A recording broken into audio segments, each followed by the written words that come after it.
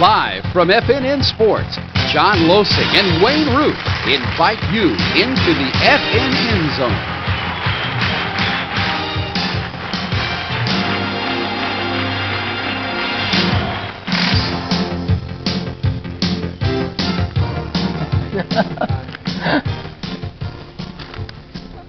And hi once again, everybody. Welcome to the FNN Zone. I'm John Losing along with Wayne Root. The John Wayne Show will take you into the FNN Zone quite deeply through our highlights and satellite hookups. We've got all the point spread action as well, and we'll look ahead toward next week. We'll have Wayne's results, just a good solid hour coming your way, and more importantly, phone calls as well. Wayne, the old word parity cropping up again in the NFL. We're seeing bad teams win, good teams lose, and already some surprises in week number 2. Well, that's the key to point spread prognosticating, I think, in the NFL today, and it's to look for the roller coaster.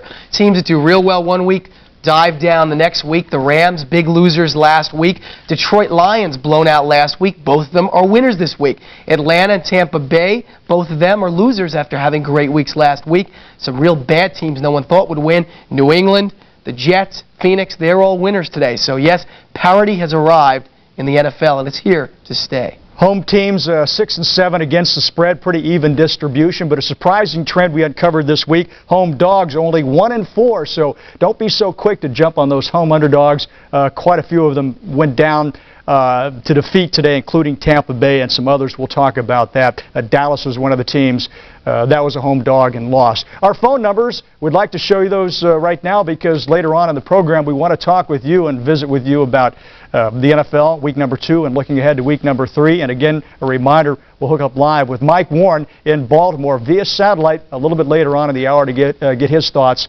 from the East Coast and get his perspective.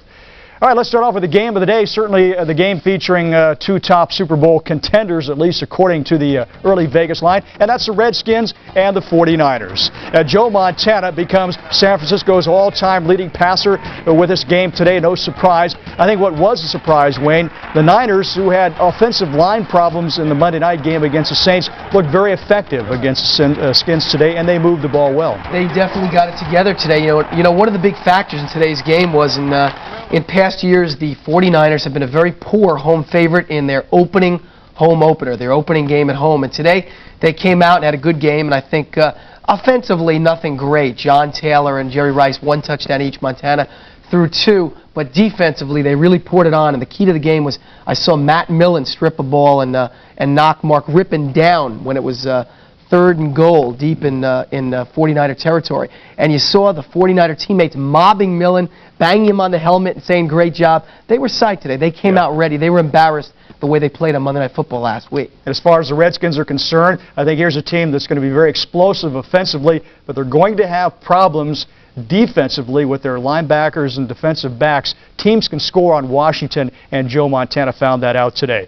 The Giants against Dallas, NFC divisional rivalry there from the East, and the Giants win it on the road 28-7. You know who was in the stands? Ken Norton, and he was looking for a knockout today by the Cowboys, but they couldn't deliver. The Giants hit the heavy blows early. Sims rolling it in and scoring, and the Giants win this game 28-7. You know, Wayne, they were perfect in the preseason, and now they're 2-0 in the regular season. All phases coming together. Exciting moment here for the Cowboys with the kickoff return. Right, kickoff return for a touchdown, but overall bad game for the Cowboys. They fell back to earth today after that opening day upset, and now they got their hands full because after 2 weeks in a row at home, Cowboys go on the road, and they're going to be huge underdogs to the Washington Redskins at RFK. So Cowboys are going to have to get their act together. They play the Giants the week after that in Giant Stadium, so Cowboys better get their act in gear because they'll have their problems. 28-7 the final. They certainly covered the spread easy enough in that game. The over-under 37, so the game fell just under by 2 points.